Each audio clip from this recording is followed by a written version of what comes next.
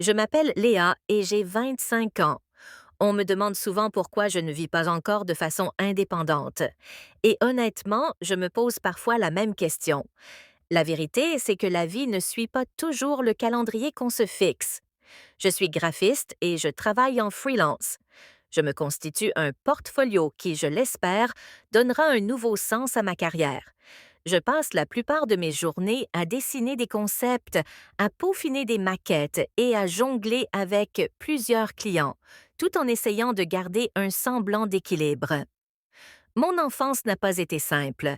Mes parents ont divorcé quand j'avais 15 ans et les années qui ont suivi ont été marquées par l'instabilité et les déménagements constants.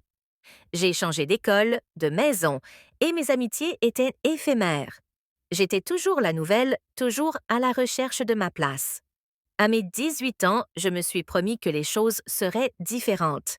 Je me construirais une vie stable et bâtirais quelque chose de solide et permanent. Puis survint un événement qui changea tout. Mon père accepta un poste à l'étranger il y a environ 8 mois, et la carrière de ma mère prit un tournant inattendu qui l'obligea à déménager dans un autre État pour une opportunité cruciale. Je me suis retrouvée face à une décision qui me parut étonnamment simple malgré ses complications. Mon oncle Marcus, le frère aîné de mon père, m'offrit une place chez lui, à la périphérie de Riverside, le temps que je termine mes cours de design et que je me constitue une clientèle. Il vivait là avec sa femme, Catherine, et il venait de finir la rénovation de leur maison, qui avait désormais un décor digne d'un magazine. J'ai accepté l'offre rapidement, peut-être trop rapidement. Je me disais que c'était temporaire, juste une étape, le temps de reprendre mes marques. Mais le temporaire a cette fâcheuse tendance à devenir permanent quand on cesse de lutter. Marcus a toujours été différent de l'oncle typique. En grandissant, il était celui qui m'écoutait vraiment, qui semblait sincèrement s'intéresser à ma vie et à mes aspirations. Quand j'étais plus jeune, il m'a appris à réparer les choses, à résoudre les problèmes, qu'ils soient concrets ou abstraits. Il m'a aidé à créer mon premier portfolio numérique à 17 ans, en restant éveillé tard pour m'aider à comprendre les principes du design et les relations clients. Pour mes 21 ans, il m'a surpris avec une tablette graphique coûteuse dont j'avais parlé en passant des mois auparavant. Il s'en souvenait, il se souvenait toujours. Vivre avec lui me semblait une évidence quand j'avais besoin de stabilité. Il était comme un membre de la famille. Il était fiable. Et il m'offrait quelque chose dont j'avais désespérément besoin à ce moment-là. Catherine était quelque chose que je n'avais pas pleinement anticipé. Elle a 5 ans de plus que Marcus, avec une allure presque aristocratique qui me fit d'abord me sentir un peu inférieure. Elle s'habillait impeccablement, parlait avec précision et semblait appartenir à une sphère sociale différente de la mienne. À mon arrivée, on m'a donné une magnifique chambre d'amis à l'opposé de la chambre principale. J'ai interprété cela comme un signal clair pour garder mes distances par respect pour leur vie de couple et leur intimité. Je suis restée discrète, j'ai parlé à voix basse et j'ai essayé de me faire aussi invisible qu'une invitée pouvait l'être. Au cours des mois suivants, quelque chose a changé entre Catherine et moi. Tout a commencé par de petites attentions. Elle a commencé à laisser des petits mots pour me dire quel produit elle manquait, afin que je puisse l'aider. Elle m'invitait à prendre un café avec elle le matin, ce que j'ai d'abord pris pour une simple politesse, mais dont j'ai peu à peu compris qu'il s'agissait d'un intérêt sincère. Elle m'a appris ses recettes, m'a recommandé des logiciels de conception qui pourraient améliorer mon travail et m'a même présenté certains de ses contacts professionnels. Notre relation, d'abord distante, s'est transformée en une amitié sincère. La froideur initiale s'est dissipée et la maison a commencé à me paraître moins comme une intruse et plus comme un lieu où j'avais ma place. Mais la véritable complicité que j'ai développée, c'est avec Marcus. Chaque soir après le dîner, alors que Catherine était souvent occupée par ses propres projets ou la lecture, Marcus et moi nous nous retrouvions dans le salon. Nous parlions du travail, de mes défis en matière de design, de sa carrière d'ingénieur en architecture. Parfois, nous restions simplement assis dans un silence confortable, tandis qu'une musique douce jouait en fond sonore. Il avait cette façon de vous faire sentir que vos pensées et vos opinions comptaient vraiment pour lui. Il ne m'a jamais donné l'impression d'être pressé ou de lui prendre son temps. Puis quelque chose a changé, même si je ne saurais dire exactement quand cela a commencé. Il y a eu un changement, subtil mais indéniable, dans la nature de nos interactions. La façon dont il me regardait quand il pensait que je ne faisais pas attention. Son rire semblait s'attarder plus longtemps, créant des échos dans la pièce même après que l'instant soit passé. Lorsque nous prenions tous les deux quelque chose sur la table simultanément, sa main effleurait la mienne et aucun de nous ne la retirait immédiatement. Ces moments s'accumulaient, construisant quelque chose que je ne pouvais nommer, mais que je ne pouvais ignorer. Je me suis surprise à me demander s'il le ressentait, lui aussi, cette étrange tension électrique qui semblait s'intensifier chaque jour. J'essayais de me convaincre que j'imaginais des choses, que je projetais des sentiments. Je réagissais à des gestes innocents à cause d'un besoin émotionnel que je n'avais pas encore pleinement compris. Mais plus j'essayais de l'ignorer, plus il devenait indéniable. Quand nous étions seuls ensemble, l'atmosphère semblait plus lourde, chargée d'un non-dit qui semblait nous rapprocher. C'est compliqué. Je sais que c'est mon oncle.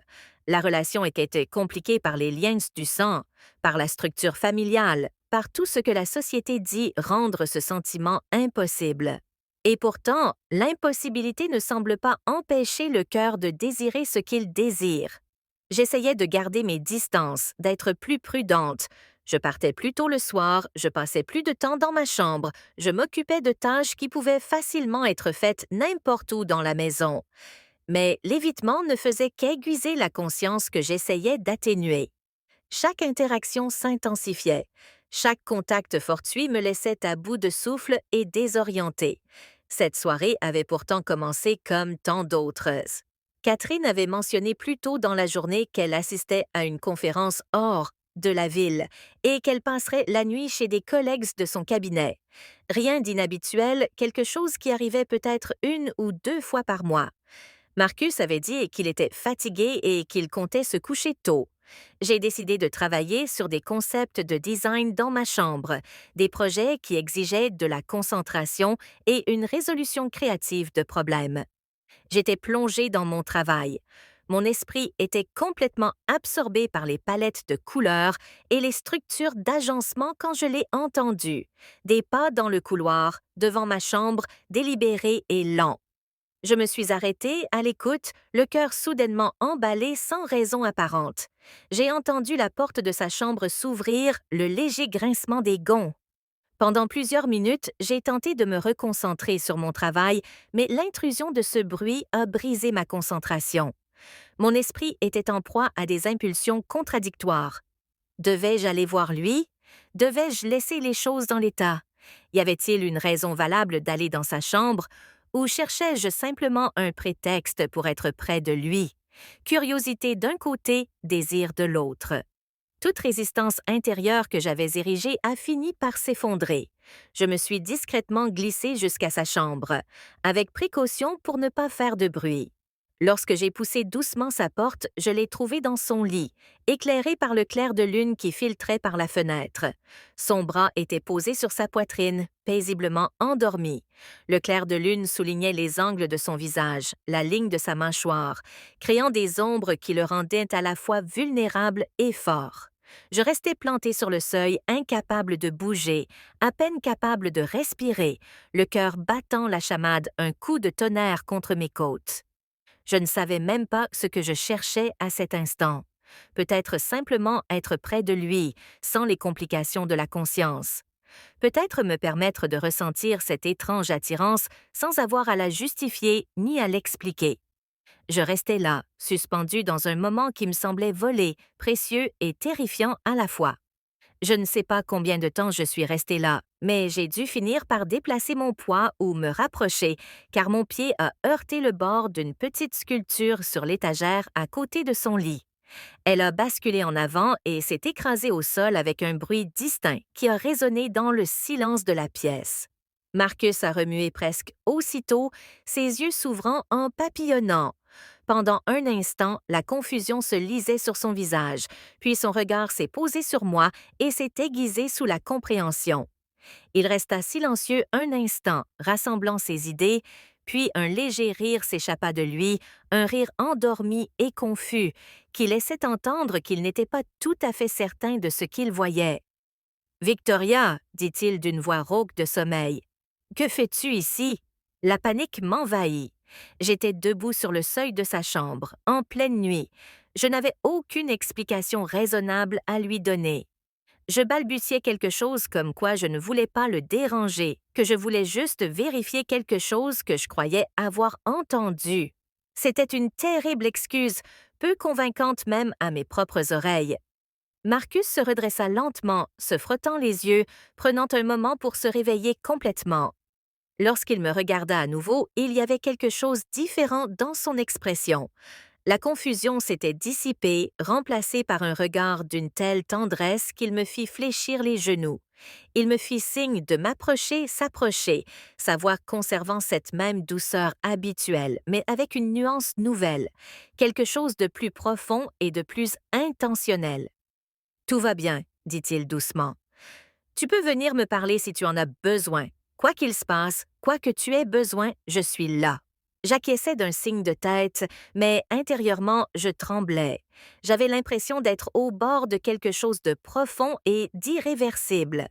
Ma respiration était devenue superficielle et rapide, et j'étais intensément consciente de chaque sensation. La présence de sa présence, l'odeur familière de lui endormi, le poids de tout ce qui n'avait pas été dit, suspendu entre nous dans l'obscurité. J'avais juste besoin de parler à quelqu'un, ai-je. Semblait être une recherche de réconfort mutuel ou que nous ne pouvions articuler.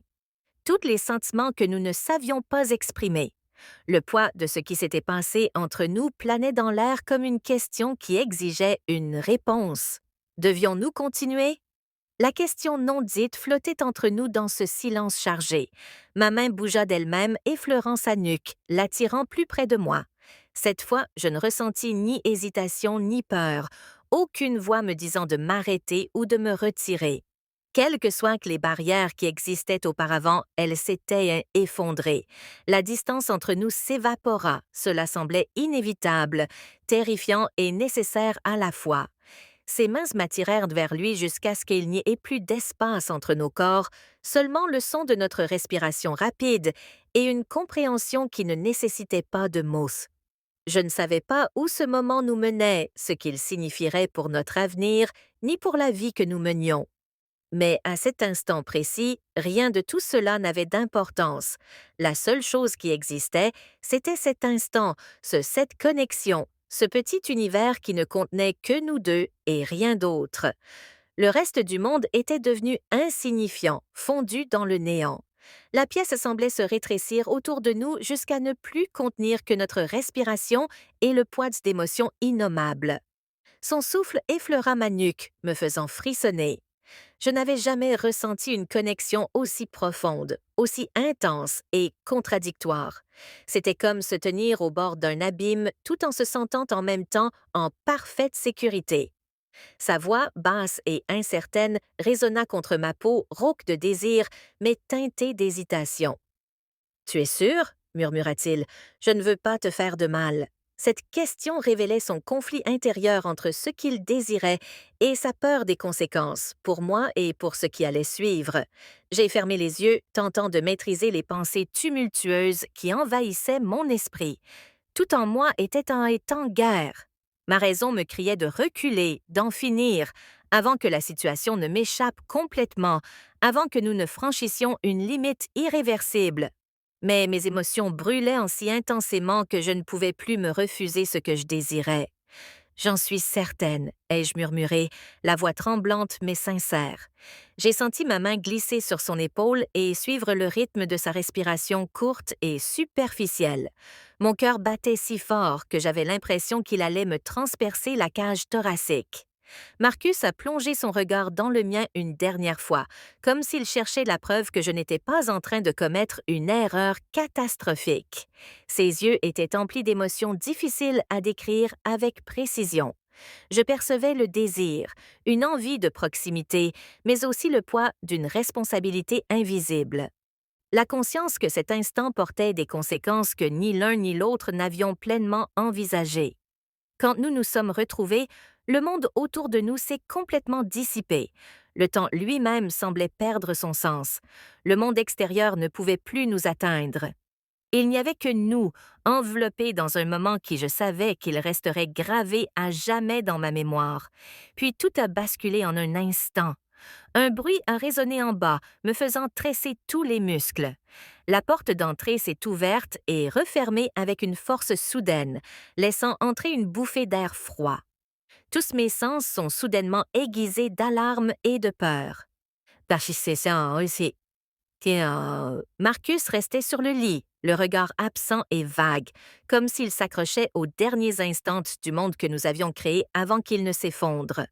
Je l'ai regardé, cherchant un conseil ou un réconfort, mais il a simplement baissé la tête. Ses mains tremblaient en agrippant le bord du matelas, et à cet instant, j'ai compris qu'il luttait contre la même peur qui me consumait. Le bruit des pas de Catherine résonnait régulièrement dans l'escalier, chaque pas sonnant comme l'approche inévitable de quelque chose auquel aucun de nous deux n'échapperait. Sa présence s'approchait de nous comme une force inexorable, et nous ne pouvions rien faire pour l'arrêter là. La porte de la chambre s'entr'ouvrit lentement et Catherine entra. Il y avait une sérénité inquiétante dans ses mouvements, une délibération maîtrisée qui était d'une certaine façon plus terrifiante que la colère ne l'aurait été. Son regard parcourut la pièce. Elle observa la pièce imprégnée de la scène, avec une compréhension qui ne nécessitait aucune explication. Le désordre des draps, ma présence, l'atmosphère absolument imprégnée de ce qui s'était produit quelques instants auparavant. Elle absorba tout d'un seul regard, et à cet instant, tout fut révélé sans qu'un seul mot ne soit prononcé. La voix de Catherine, lorsqu'elle prit enfin la parole, était douce mais lourde d'une douleur qui tranchait bien plus profondément que la colère n'aurait pu l'atteindre. « David, Emma, dit-elle simplement, que se passe-t-il exactement? » Le mot resta coincé dans ma gorge. Je voulais expliquer pour fournir une sorte de justification ou un contexte qui rendrait cette situation d'une manière ou d'une autre compréhensible. Mais par où commencer? Je baissai les yeux, honteuse, les mains crispées. Marcus resta immobile, sa main se frottant la nuque. Un geste que j'avais appris à reconnaître indiquait son profond malaise et son incertitude. Catherine le regarda droit dans les yeux, scrutant son visage à la recherche d'une réponse qu'il ne pouvait absolument pas donner. Lorsqu'elle reprit la parole, elle s'adressa à moi, d'un ton dénué de reproche, mais empreinte d'une lourdeur qui me fit éprouver une culpabilité, quelle culpabilité la colère n'aurait jamais pu engendrer. Je m'étais préparée à la rage, aux tempêtes d'accusations et de condamnations. Au lieu de cela, je me retrouvais face à un silence si profond qu'il donnait l'impression de contempler un abîme. L'expression de Catherine était triste plutôt que furieuse, comme si ce moment était douloureux, précisément parce qu'il confirmait quelque chose qu'elle soupçonnait ou craignait peut-être depuis un certain temps. « Je sais que les choses sont plus complexes qu'elles n'y paraissent, » poursuivit-elle, son regard s'adoucissant légèrement. Mais il y a des aspects de cette situation que vous ne comprenez pas encore pleinement. Je la regardais, perplexe, essayant de comprendre ce qu'elle voulait dire. Elle ne insista pas pour obtenir des explications ou des détails.